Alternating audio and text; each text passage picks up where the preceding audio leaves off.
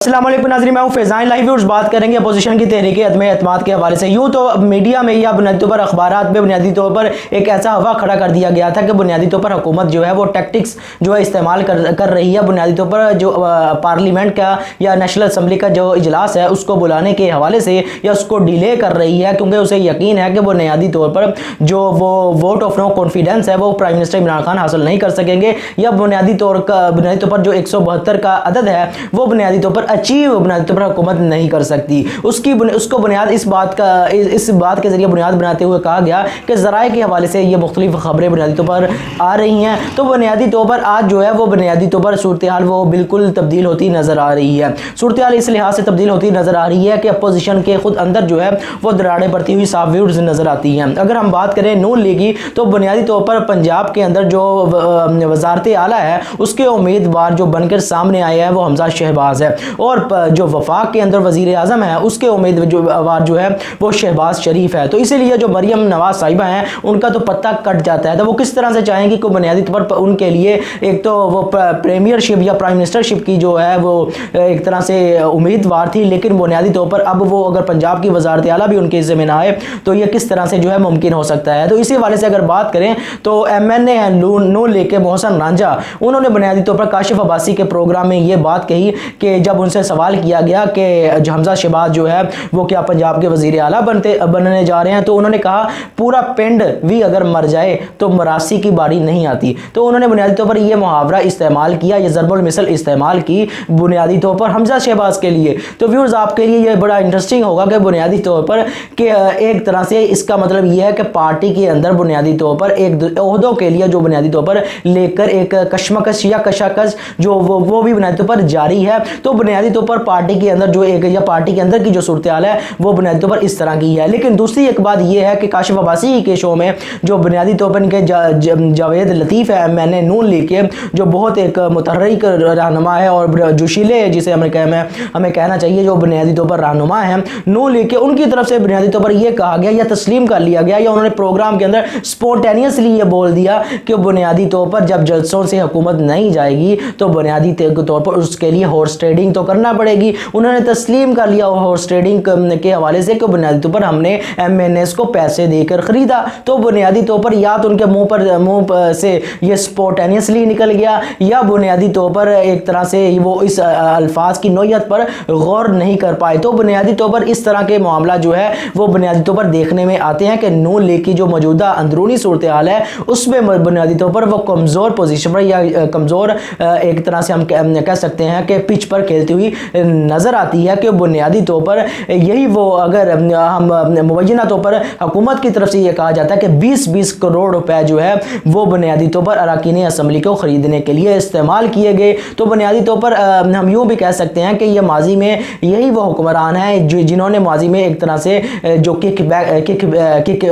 Kickbacks भी लिए, रिश्वत भी ली और साथ साथ जो है वो करप्शन में भी इनका जो है बुनियादी तौर पर एक हम कह सकते हैं कि बहुत बड़ा नाम है। तो इसी हवाले से व्यूअर्स अगर बात करें जरदारी साहब की या पीपल्स पार्टी की, उनकी सूरत हाल ये है कि जरदारी साहब जो बुनियादी तौर पर उनके बारे में कहा जा रहा था कि वो अरकान असम्बली को जो है ख़रीदने में एक तरह से उन्हें सदारत दे दी गई है, क्योंकि ये माजी में काफ़ी वसी तजर्बा रखते हैं। और हम जानते हैं कि जरदारी साहब जो है वो बुनियादी तौर पर 3 साल जो है वो जेल इस हवाले से काट चुके हैं कि उन्होंने किकबैक्स बुनियादी तौर पर ली थी 3 साल के लिए। इस हवाले से ये इस्टेब्लिश हो गया था उन पर जुर्म, जिसके नतीजे में वो जेल में गुजार चुके हैं। तो इसी हवाले से करप्शन के हवाले से बात करें या रिश्वत के हवाले से बात करें तो 8 साल तक जो है जरदारी साहब जेल में रह चुके हैं 1996 से लेकर 2004 के अरसे के दौरान। तो व्यूअर्स कहने का मकसद यह है कि पीपल्स पार्टी की अगर पोजीशन की बात करें तो ये वही पीपल्स पार्टी है जो तहरीक अदम एतमाद को कामयाब करवाने के लिए या कामयाब होने के हवाले से बड़े बड़े दावे जो है बुनियादी पर करती नज़र आ रही थी। अपोजिशन जो है मुशावरत करती नज़र आ रही थी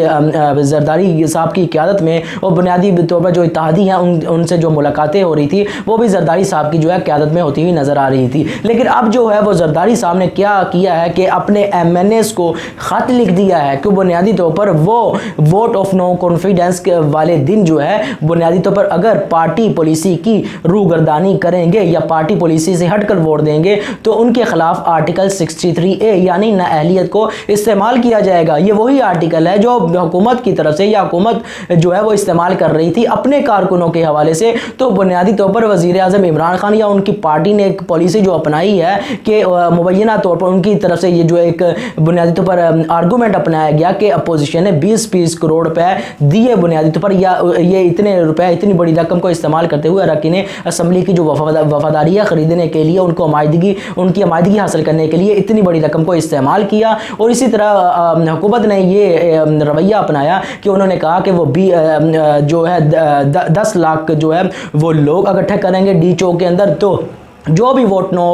ऑफ नो कॉन्फिडेंस के हवाले से एमएनए इमरान खान के खिलाफ वोट देगा, यानी पार्टी का कोई कारकुन, तो वो बुनियादी तौर पर वहाँ से गुजर कर जाएगा और वहाँ से जो है गुजर कर वापस आएगा। तो इसी तनाज़ुर में देखते हैं तो मौलाना फजलुर रहमान उन्होंने जलसा बुनियादी तौर पर एक तरह से जो बुनियादी तौर पर जलसे लॉन्ग मार्च का ऐलान किया। तो ये एक ऐसा वीक पॉइंट है कि जब तहरीक अदम एतमाद के हवाले से अपोजिशन को एतमाद था या उनका जो 172 का डिजिट है वो बुनियादी तौर पर पूरा था, तो वो बुनियादी तौर पर उनको इस चीज़ की व्यूअर्स क्यों ज़रूरत पड़ी कि वो बुनियादी तौर पर एक तरह से जो है लॉन्ग मार्च की तरफ जो है वो दोबारा से जाएं। तो ये एक ऐसी मामला शक्ल इख्तियार करता नज़र आता है कि बुनियादी तौर पर इत्तेहादी जो है वो बुनियादी तौर पर अरकान असम्बली की वफादारियाँ ख़रीदने में नाकाम नज़र आते हैं और बुनियादी तौर पर अरकान असम्बली पर जो प्रेशर हुकूमत ने बिल्ड कर दिया है वो बुनियादी तौर पर हुकूमत जो है उससे अपना फ़ायदा समेटती हुई नज़र आती है। जो इत्तेहादी हैं वो तज़ब्ज़ुब का शिकार है, तो इसलिए जो है जो कमज़ोर पिच हमें कहना चाहिए उस पर अपोजिशन अब खेलती हुई नज़र आती है। और इसी तरह जो पार्टी पोजीशन है पीपल्स पार्टी की या नून लीग की वो मैंने आपके सामने रख दी है। अब बात करेंगे व्यूअर्स सबसे अहम बात जिसकी वजह से डिले हुआ तहरीक अदम एतमाद के इजलास को बुलाने के हवाले से हुकूमत का, तो वो उस हवाले से अगर बात करें तो जो हुकूमत की इत्तेहादी जमातें हैं खुसूसन बिलखुसूस अगर बात करें तो काफ लीग और एमक्यूएम और काफ लीग बुनियादी तौर पर हुकूमत की इत्तेहादी जमातें हैं, लेकिन जीडीए जो कि ग्रैंड डेमोक्रेटिक अलायंस है उनकी फहमीदा मिर्जा ने मुकम्मल सपोर्ट का ऐलान कर दिया है वज़ीर आज़म की। इसी तरह बाप ने मुकम्मल सपोर्ट का ऐलान कर दिया है वज़ीर आज़म इमरान खान के लिए। तो बुनियादी तौर पर 3 और 5 हम कह सकते हैं कि 8 सीटें वज़ीर आज़म इमरान खान की ये कवर हो गई। तो इसी तरह बात करें हम कह सकते हैं एमक्यूएम की 7 सीटें हैं और 5 सीटें जो है हम कह सकते हैं काफ लीग की हैं। तो बुनियादी तौर पर ये जो सीटें हैं वो वज़ीर आज़म के लिए अहमियत रखते हैं, लेकिन सबसे ज़्यादा अहम बात यह है काफ लीग ने जो रवैया अपनाया है वो दर हकीकत मुनाफकत वाला और क्रॉस एजेंट वाला जो है रवैया व्यूज़ अपनाया है। अब क्रॉस एजेंट की मैं वजाहत आपको बाद में करता हूँ, लेकिन ये देख लें कि हुकूमत ने जो इजलास बुलाना था तो उसने अपने जो 172 का डिजिट है या अदद है उसको मुकम्मल करना था। तो हुकूमत ने बुनियादी तौर पर इसको मुकम्मल करने के हवाले से अपने इत्तेहादियों के साथ भी मुलाकातें करनी थी। तो मुलाकातें बुनियादी तौर पर हुकूमत ने करनी थी तो इसलिए ताकि एतमाद में लिया जा सके, लेकिन ये एतमाद की जो तहरीक थी वो बुनियादी तौर पर जो इत्तेहादी जो जमातें हैं उनकी वजह से डीले हुई और खुसूसन बिलखुसूस जो काफ लीग है उनका जो रवैया रहा है इस सारे 1.5 हफ्ते या 2 हफ्ते के दौरान वो मुनाफिकाना जो हम कह सकते हैं या क्रॉस एजेंट वाला जो है तर्ज अमल रहा है। क्रॉस एजेंट व्यूअर्स ये होता है, ये एक जासूसी की इस्तिलाह होती है कि वो बुनियादी तौर पर पाकिस्तान में अगर पाकिस्तान की खुफिया एजेंसी ने किसी शख्स को पकड़ लिया, वो बॉर्डर पार कर रहा था, भारत का बंदा था और इधर बॉर्डर के एक तरफ उसका आना जाना लगा रहता था, तो जो एजेंसीज़ हैं उन्होंने उसको पकड़ा और कहा कि आप दूसरी तरफ की जो मालूमात लाकर हमें देंगे तो उसके नतीजे में आपको पैसे मिलेंगे। तो वो दूसरी तरफ चला गया। जब वहाँ भी उसे इंडियन की तरफ से कोई इसी तरह का खुफिया एजेंसी का बंदा मिला तो उसने कहा कि आप दूसरी तरफ की मालूमात ला कर देंगे तो मैं आपको पैसे दूंगा। तो वो दोनों तरफ जो है वो पैसे लेता रहा और मालूमात जो है उसका तबादला करता रहा। तो इसको व्यूअर्स क्रॉस एजेंट कहते हैं, जिसका किरदार जो है काफ लीग ने बुनियादी तौर पर अदा किया है इस सारे सिनेरियो में, क्योंकि अपोजिशन जो वज़ीर आज़म इमरान खान की तहरीक इंसाफ की जो पोजीशन है वो बुनियादी तौर पर तहरीक अदम एतमाद के हवाले से इजलास को बुलाने के हवाले से जो है वो मुकम्मल तौर पर इत्तेहादियों पर जो है उसकी जिम्मेदारी आयद होती थी। लेकिन जो काफ लीग है उसने शुरू दिन से जो है बुनियादी तौर पर इस बात को बुनियादी तौर पर बुनियाद बनाते हुए कि सियासत में मुशावरत चलती रहती है, इत्तेहादियों का या लोगों का या सियासी रहनुमाओं का एक दूसरे से मिलना जुलना रहता है, तो इसी हवाले से जो है मुशावरत जारी है। अब ये इनकी जो मुशावरत जारी थी। क्या ये इन्हें वज़ादार बुनियादी तौर पर कहा जा रहा है? वज़ादार एक लफ्ज़ इनके लिए इस्तेमाल किया जा रहा है। वज़ादार का लफ्ज़ तो ये होता है कि बुनियादी तौर पर आप अपनी रवायतों पर कायम रहते हैं, आप सुघड़ होते हैं, आप बुनियादी तौर पर अपने उसूलों की पाबंदी करते हैं। तो बुनियादी तौर पर काफ लीग की तरफ से ये बुनियादी तौर पर अपनाया गया पिछले दिनों से बुनियादी तौर पर मौक़िफ़ के फैसला तो हो गया है, लेकिन मुशावरत जारी है। ये कौन सी मुशावरत होती है जो फैसले के बाद बुनियादी तौर पर भी जारी रहती है? यानी फैसला जब हो जाए, मुशावरत तो उससे पहले होती है कि फैसला आपने किस चीज़ का करना है। तो बुनियादी तौर पर फैसला तो जो है बुनियादी तौर पर इन्होंने कर लिया था काफ लीग ने या परवेज़ इलाही साहब ने, लेकिन बुनियादी तौर पर मुशावरत उनकी अब तक जारी है। तो ये एक मुनाफिकाना जो है तर्ज़ अमल उनकी तरफ से जारी रहा। हुकूमत जो वफाकी हुकूमत है, उन्होंने इनको 2 वज़ारतें वफाक में दे रखी हैं और परवेज़ इलाही के साहब के पास जो है स्पीकर की जो है एक तरह से कह सकते हैं हम नशिस्त है। तो बुनियादी तौर पर क्या वो एक तरह से जो अपोजिशन है उनके के खिलाफ या उनके साथ जो बुनियादी तौर पर मामला तय उनके साथ नहीं हो सके कि वो पंजाब की वज़ारत आला परवेज़ इलाही चाहते थे, जैसा कि उन्होंने वज़ीर आज़म इमरान खान के बारे में कहा कि जो अपोजिशन है, या बुनियादी तौर पर उन्होंने कहा कि जो फैसला तो हमने कर लिया है, मुशावरत जारी है, लेकिन वज़ीर आज़म को चाहिए कि वो भी अपनी कोशिशें जारी रखें। यानी वज़ीर आज़म किस चीज़ की कोशिशें जारी रखें? क्या वो इस चीज़ की कोशिशें जारी रखें कि वज़ीर आज़म जैसे अपोजिशन का जो इत्तेहाद है वो हमें मुख्तलिफ जो है वो हमें पेशकश कर रहा है, आप इससे बेहतर पेशकश हमें करें। तो बुनियादी तौर पर जो काफ लीग है व्यूज़, उन्होंने बुनियादी तौर पर इनकी जो वज़ादारी है वो ना सिर्फ बेनकाब हो गई है, और साथ ही साथ जो इनका असल चेहरा है वो भी बुनियादी तौर पर इस सारे सिनेरियो में देखने में आया है कि इसने बुनियादी तौर पर यहाँ पर एक प्रेशर ग्रुप्स के तौर पर जो है किरदार अदा किया है, और प्रेशर के जो टैक्टिक्स हैं वो मुख्तलिफ इस्तेमाल करते हुए इस सारे सिनेरियो में वो बुनियादी तौर पर नजर आती है। तो इसी तरह बुनियादी तौर पर यहीं पे बुनियादी तौर पर नहीं रुकती। तो साथ ही जब ये प्रेशर रिलीज जब हुआ है और जो अपोजिशन की जमातें हैं, पीपल्स पार्टी, नून लीग, उनमें जो एक तरह से बुनियादी तौर पर उनकी पार्टी की अंदरूनी पोजीशन जो खराब होना शुरू हुई है, उन्हें तहरीक अदम एतमाद नाकाम होना दिखाई देती है। तो साथ जो चौधरी शुजात हैं उन्होंने एक बयान दाग दिया कि मुल्क के अंदर जो जलसों की सियासत है उसे ख़त्म होना चाहिए, और अवाम तंग आ चुकी है, नंबरों की सियासत से अवाम तंग आ चुकी है। तो बुनियादी तौर पर नंबरों की तादाद से अगर अवाम तंग आ चुकी है, तो आप बुनियादी तौर पर पिछले 1.5-2 हफ्ते से मुशावरत किस चीज़ की कर रहे हैं कि बुनियादी तौर पर अवाम जो है वो नंबरों की सियासत से बुनियादी पर तंग आ चुकी है। अगर आप